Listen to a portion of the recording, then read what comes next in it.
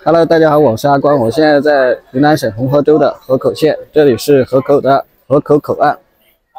这边走了就到了河口口岸的口岸风情街，前面这里进去就是河口口岸的口岸风情街了。现在我们已经进入口岸风情街的范围了。口岸风情街上大多数都是一些酒吧呀、咖啡厅什么的。要真的论起来吃的话，这条街上几乎没什么吃的，除了再往里面走有一个河口的老火车站。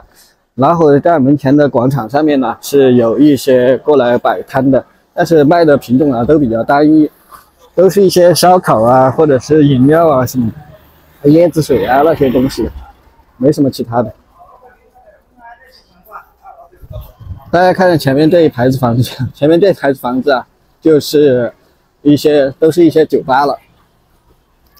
这个码头故事这个码头故事是我一个老乡开的，我老乡开的店。从这里下去就到了河口的老码头了，从这条路下去就到了河口的老码头了。因为之前我已经拍过这个地方了，所以我就不过去了。算了，为了满足一下大家的好奇心，我还是再下去再拍给大家看一下河口的老码头吧。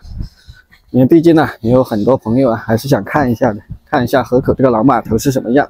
我带大家去看一下。走到这里就到了河口的老码头了，但是这里是禁地一般人是不可以进去的，所以你只能在这外面看一下就可以了。这里就是河口的老码头了。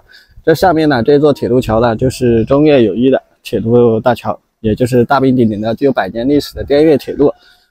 通过这一条滇越铁路这个越南那边的进出货就通过这条路从云南河口这边运到越南那边。这上面这个铁路它是迷轨铁路，也就是间距只有1米的迷轨铁路了。它并不像我们中国的宽轨，它是窄轨。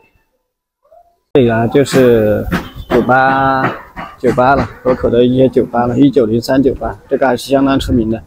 3年前我过来的时候，这个1903还是相当火的。好了，现在我们回去了。这边全都是酒吧、咖啡厅。它这边的酒吧里面既可以卖那个果汁，卖奶茶，也卖咖啡、卖酒，但是主要还是以酒为主。像这边的酒吧它白天是很少开门的，几乎都是晚上开门。为什么晚上开门呢？因为晚上人流量也多一点嘛。白天开门的话也没什么人进去喝酒，一般的都是晚上吃完饭了到酒吧里面，酒喝多了到酒吧里面再去消遣一下，或者是晚上没什么事，吃完饭没什么事也到酒吧里面去消遣一下。这边那个酒吧里面全部都是越南的服务员，请的全都是越南的服务员，都是很漂亮的越南的女孩子。他们一个月的工资在差不多1800块钱左右吧，就能干1个月。人工相比于中国来说人工是低了很多的，所以在这边开酒吧的人还是很赚钱的。这里是滇越铁路咖啡了，以前很多越南人也喜欢在这边来喝咖啡。其实我觉得还是越南那边的咖啡要好喝一点。这里是河口口岸的出入境处，要出境到越南的就通过出境处进去，要从那个越南那边到中国这边就从入境口这里出来。现在出来了，全都是越南妹子，全部都是从越南过来的，都是一些越南妹子。说实在话，河口这个地方现在主要是靠越南人撑起来的。这个不是说是我瞎说的，大家可以问一下河口这边开店的、做生意的朋友，你可以去问他们。现在越南的消费能力在河口来说还是相对的还是很强的，比起中国的消费能力中国人现在到河口这边来的人比较少。还有一个中国现在经过3年疫情几乎也把自己的积蓄差不多耗光了。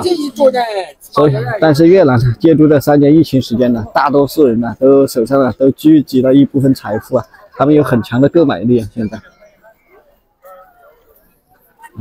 辛苦这些交警的姐姐们了。大家看看对面那些手上拿着包的，他们都是过来换钱的，大家看见对面没有？对面那一排子手上提着个包包或者戴着一个尖尖帽坐在路边上的，他们都是在口岸边上换钱的，他们属于是地下银行的。一般的我不好方便他们拍，不方便在他们旁边拍，所以只能在对面来拍，因为他们这种都是做着地下生意，所以不方便在他们旁边拍的。前面这里呢，就是河口老火车站门前的米轨集市。这条集市呢，平时呢没什么人的，但是一到节假日，这里啊就是爆满。不知道今天是什么样，我们进去看一下。这边还在停车，我们在这里稍等片刻，待车停好之后，我们再过去。好，趁这个间隙，我们赶快进去吧，进去看一下这个米轨集市现在人流量怎么样。一眼望去啊，还是比较空旷的，没什么人。但是相比起以前呢，普通的星期六、星期天来说啊，这里还算是人比较多了。这也是河口的老火车站门前的米轨集市，卖的呢都是一些普通的，什么烤肠啊、炒粉啊、麻辣烫啊，什么玩意儿的，都是一些普通的。这前面还有卖椰子水的。但是一眼望去还是比较空旷的。我感觉这个米轨集市又重新弄了一下，哇，这里还办啤酒节了。后面呢，这里就是河口的老火车站了，但是现在呢已经改成餐厅了。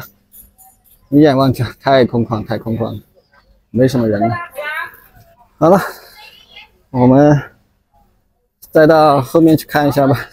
感觉这边也没什么好拍的，给大家看的。看这后边还是没什么影响力的。这里啊，就是河口的老火车站了。老火车站里面现在改成那个火锅店了。如果有朋友要吃饭的，也可以到这里面来看一下。这是河口的老火车站，具有100年历史的老火车站了，现在已经改成餐厅了，感觉到有些失落。唉，拍来拍去啊，也不知道该拍些什么，因为河口这边我拍的次数太多了，真的不知道该拍什么。好了，我是阿光，带你走进中越边境。今天视频就拍到这里，感谢大家观看，谢谢。